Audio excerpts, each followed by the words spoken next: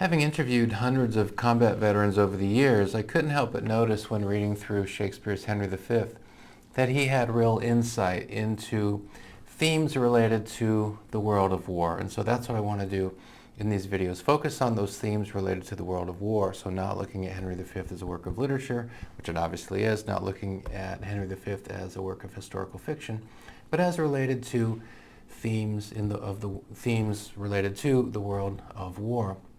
And one of these themes that comes up right at the beginning of the play, Act 1, Scene 1, has to do with things that happen behind the curtains that help to bring wars about.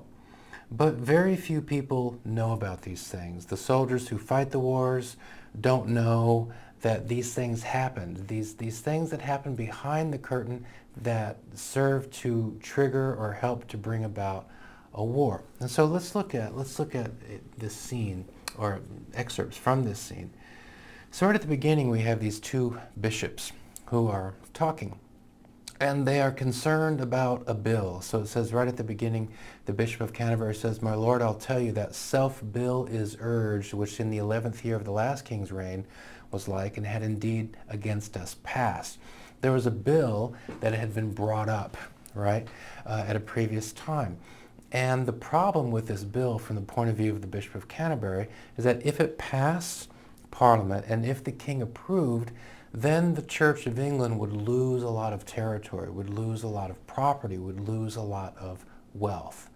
So the Bishop of Canterbury says that the scambling, that is the contentiousness of that time when that bill was potentially going to be passed, the fact that it was a contentious time, the fact that it was an unquiet time, pushed the bill from further question. And so the Bishop of Ely responds, "But how, my lord, shall we resist it now?" So the bills come back again. When the bill came up the first time, there was a lot of contention, and so the king was preoccupied and the bill didn't go through. But now the bills come up again. If the bill passes, the church loses property. How can we prevent the bill from passing now? And so the Bishop of Canterbury says, well, it must be thought on. If it passes against us, we lose the better half of our possessions, right? So you see what the interest is here. The interest is in not losing property, not losing territory. So we need the king to be distracted. The Bishop of Ely there says at the bottom, but what prevention? Well, we need the king to be distracted. The first time, the bill didn't go through because the king was distracted, because it was a contentious time. Well, if we don't want the bill to go through the second time, we need the king to be distracted. So how can we distract the king? We can distract him by urging him to go to war in France, because obviously if the king is at war in France, then the king will be distracted and the bill is unlikely to pass. And so the bishops go to talk with Henry. And King Henry V says, "Take heed how you impawn, that is, pledge our person, how you awake our sleeping sword of war." Right? If you bishops are going to encourage me to go to war, be careful, because war is obviously a bloody and deadly thing. And then the Bishop of Canterbury goes off on this long defense of the idea that Britain, or that England, should go to war in France. And you see all the names that are listed here. It's an extremely tedious part of the play, I think intentionally so, as Canterbury's making this long and sophisticated argument for why Henry should go to war in France. But of course Canterbury never mentions the bill. And in fact, after that very first part of the play, the bill is never mentioned again. And this is, something that happens in the play, that we have these two guys who are, for lack of a better word, conspiring because their interest is threatened. What's their interest? Keeping all of the territory in the Church of England. If this bill passes, we're going to lose a lot of our territory. That's not our interest. We want to protect our territory. How can we do that? By encouraging the king to go to war with France. But then the bill disappears, and the fighting takes place, and life is lost. And no one knows that this conspiracy had taken place. Okay? And so this is an interesting theme that comes up. And so I want to give you some examples where it's a different thing, but there's a relation in my mind. So, for example, when we think about the Spanish-American War, the primary interest of the Spanish-American War was to liberate Cuba from the Spaniards. Cuba was part of the Spanish Empire. There were atrocities committed in Cuba. Cubans who were opposed to Spanish rule were put into concentration camps. Many of them died of disease in these concentration camps. American property in Cuba was being abused or was being taken by the Spaniards. There was disorder in Cuba. So the United States had a lot of interest in bringing about peace in Cuba. The United States also had an interest in bringing about the end of the Spanish Empire.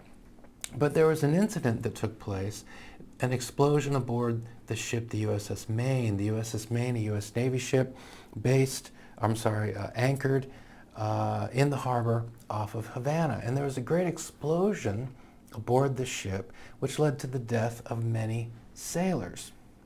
Now, given the tensions between the United States and Spain, it made perfect sense that people would assume that the Spaniards had set a mine in the harbor and that the mine and the ship came together and there was an explosion and the death of these sailors was the responsibility of Spain.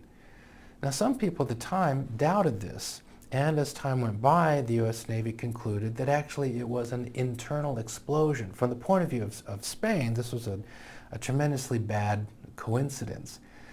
Because, you know, understandably, a lot of people assumed that the USS Maine blew up because of Spain, but it actually was an internal explosion. But this becomes a rallying cry, and you see that at the bottom, remember the Maine. So one of the things that really stirred a lot of Americans against Spain was this incident that happened, but it didn't happen for the reason they thought, right? And so this is one of those cases where, you know, well, why was this war fought? Well, there were a lot of things. The U.S. had been preoccupied with Cuba for a long time. Spanish rule in Cuba was bad. There was disorder. American property was jeopardized. There were atrocities, etc. Perhaps had the explosion aboard the Maine not happened, there still would have been a war. But there's no question that this incident helped to stir war fever. And the media, the newspapers of the day, many of the most prominent newspapers of the day, advocated war. And they sort of beat the war drum. And so the United States goes to war against Spain. And, you know, at the time, it seemed that the reason for the war with Spain was very clear. And I'm not making any statements about, you know, whether this, you know, war should or should not have been fought. The simple point I'm making is that when we look back on it, the causes of the war in some respects are clear. There were the problems in Cuba that we mentioned, but in other respects less clear.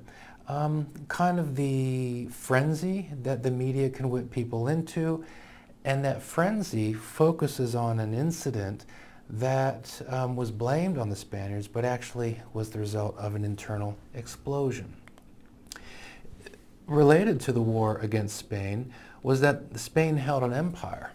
And so when the United States, you know, defeated Spain in this short war in 1898, parts of that Spanish Empire came under the American flag. Puerto Rico, for example, part of the Spanish Empire, now under the American flag. Guam had been part of the Spanish Empire. Now it's under the American flag. The Philippines also had been a Spanish colony, and now the Spaniards are no longer there. The decision in the United States, the decision of the American president, is that the United States will stay in the Philippines and help prepare the Philippines for self-rule. The Filipinos had no experience of self-rule. The United States will stay and help them prepare for self-rule. But there were some Filipinos who did not want the Americans to stay. And so an ugly and much forgotten now war broke out, 1899 to about 1903. The United States forces against insurgents in the Philippines who did not want the Americans there. The reason given for this war was that we need to pacify the Philippines and prepare the Philippines for independence. And I think that was for real. And the Philippines does get its independence in 1946, right?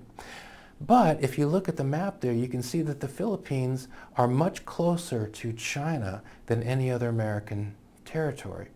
And if you look from the American West Coast across the Pacific, you can see that as of 1898, the United States has a string of ports, a string of islands across the Pacific, which is excellent for facilitating trade with China. And there's a tremendous interest in trade with China.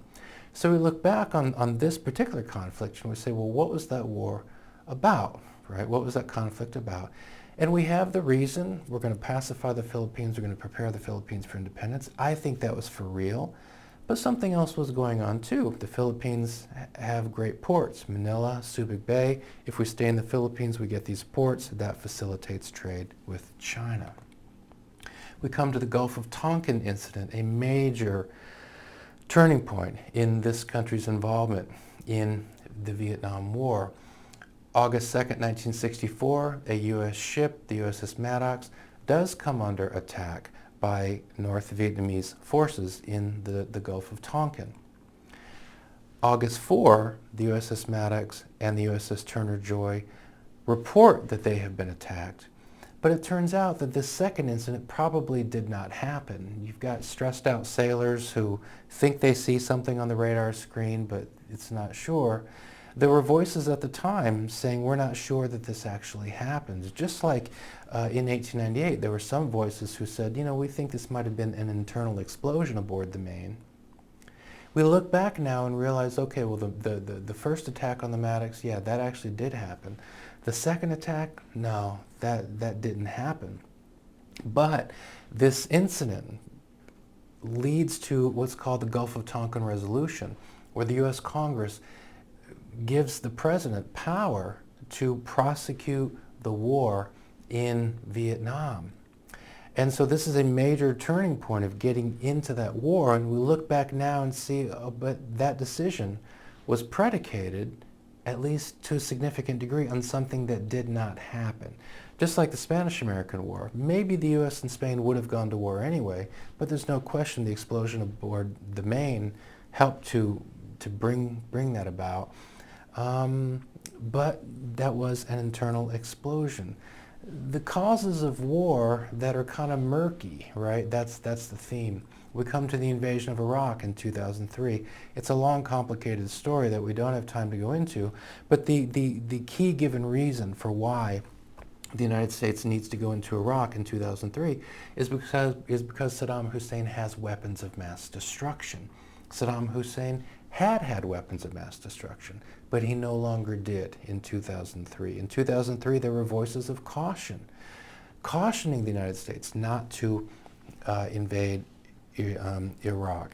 Whereas during the Gulf of Tonkin resolution in Congress, there was very little dissent, very, very, very little dissent. When it comes to the invasion of Iraq, there was more dissent, but the decision was made.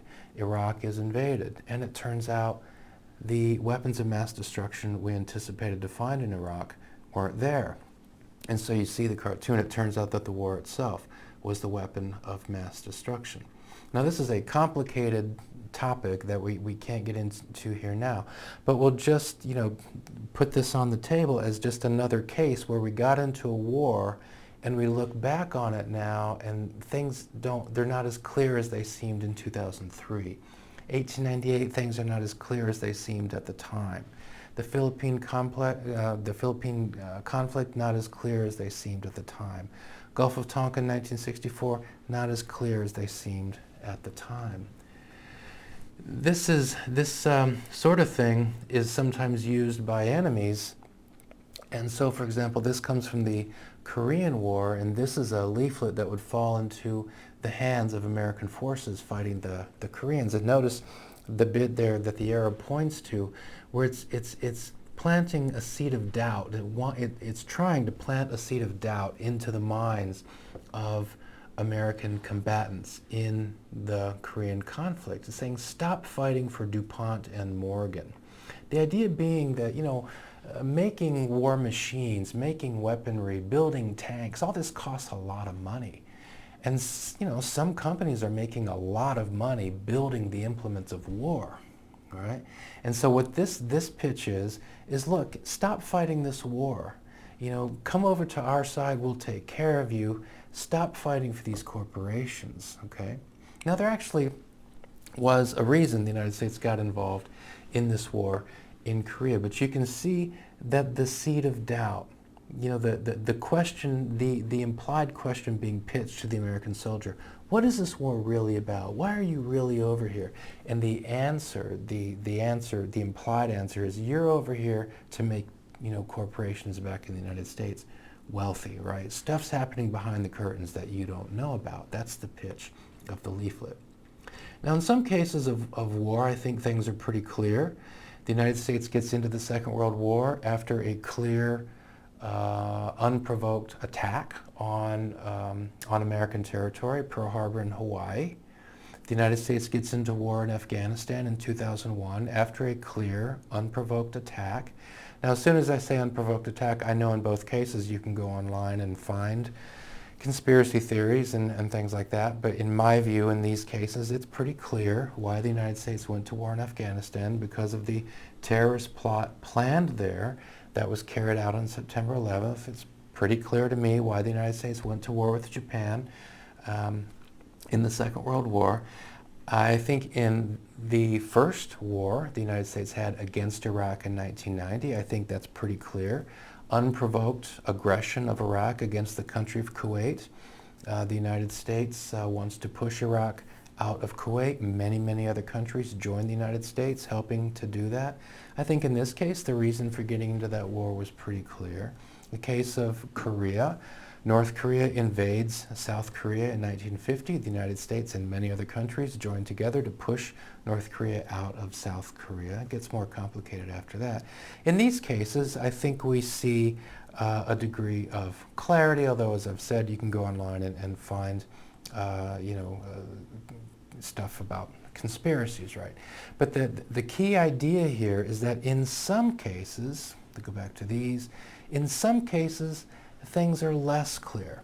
And I think this is kind of what Shakespeare is getting at the very beginning of Henry V, with these two guys conspiring. They have their own interests. We don't want this bill to pass. Well, how can we stop the bill from passing? Well, let's distract the king. Well, how can we distract the king? Let's encourage him to go to war in France.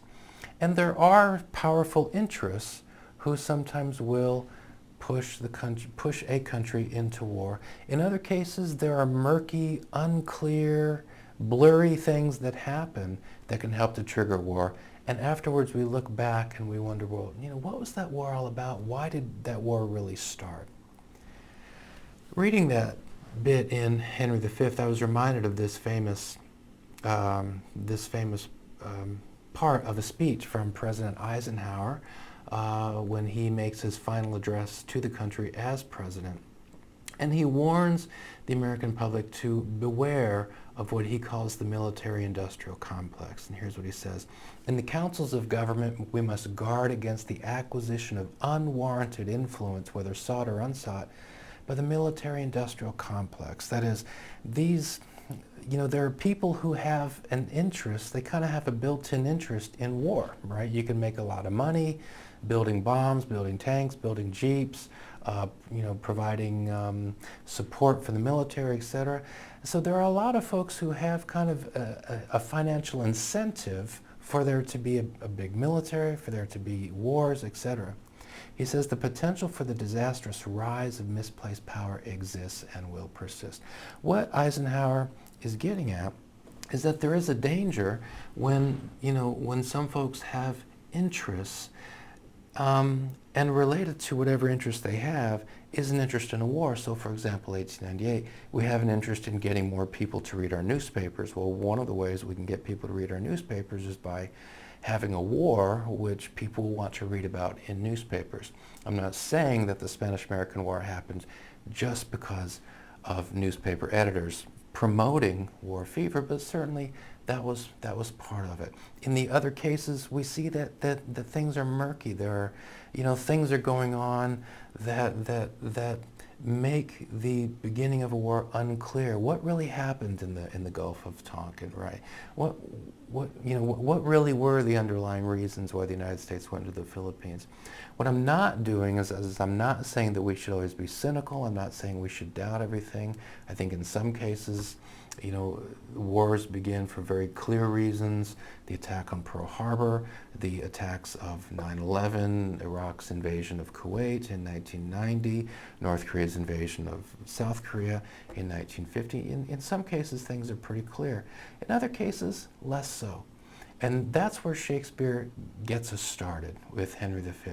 That this war takes place in France. Why does this war take place in France? Well, it takes place because the King of England, Henry V, thinks that he has legitimate claim to territory in France. Okay, but what's one of the things that really encourages him to think about that? Well, this case that's made by the bishop on why Henry V has a just claim to this territory in France. But why did the bishop do that? Because the bishop is really interested in that topic? Not apparently. The bishop is interested in something completely different. We want to distract the king. So I think Shakespeare, like President Eisenhower, although in very different ways, they're both encouraging us to be cautious. Sometimes, I think, wars have to happen, right? But war is a big deal, as Henry V says, right? War is a big deal, so we should be cautious. And we, as citizens, we should be as vigilant as we can be.